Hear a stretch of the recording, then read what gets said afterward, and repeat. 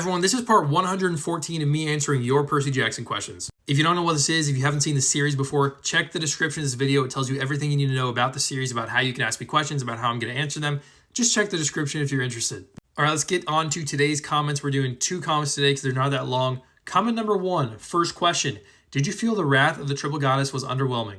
Guys, I've said this before and I'll say it again. I actually enjoyed Wrath of the Triple Goddess more than I enjoyed the first Percy Jackson senior year adventure, Chalice of the Gods. I forgot the name there for a second. Like legitimately reading the Chalice of the Gods, I almost got bored a few times just because they weren't doing that much. But like in Wrath of the Triple Goddess, I don't know why, but I didn't really get bored and I actually liked it. I liked my time listening to it because I don't really read anymore. I just listen to audiobooks. I liked my time listening to it a lot more than I liked listening to the Chalice of the Gods. So no, I don't think it was underwhelming at all. Like we know that these books are not supposed to be like these globe-trotting adventures like the other Percy Jackson the other Percy Jackson books were. We know that's not what they're supposed to be. They're just supposed to be senior year adventures. Percy Jackson's getting recommendation letters from gods. He's doing these small quests in New York. We know that. And so for what it was worth, I thought the Wrath of the Triple... Why can't I talk today? I thought Wrath of the Triple Goddess was a pretty good book. And I would rate it above Chalice of the Gods. All right, question number 2. In your opinion, who do you think would win in a battle, Percy or Jason, and why? Percy.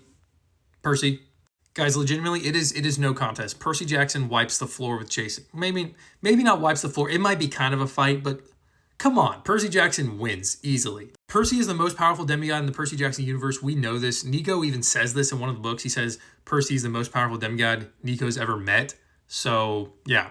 But realistically, honestly, so if they wanted to use the extent of their powers, Percy could bloodbend Jason to death by controlling his blood because blood is mostly water. But Jason, however, could control the air in Percy's body and just suck the air out of his lungs. So honestly, it might be a close fight just because if they use the full extent of their powers, they could both do that. But realistically, they're not both going to do that. And so since they're not both going to do that, I still think Percy Jackson wins in a fight. All right, let's move on to the next comment of the day. This person says, what godly parent do you think you would have based on your personality and things like that? I don't know. I guess if it's based on my personality, it'd probably be Hermes, I guess, just because I like to joke around a lot. I don't steal things. Let me be clear. I don't steal things, but I like to joke around a lot. That's like the only thing, actually, that would link me to Hermes. I don't do archery. I don't really travel that much.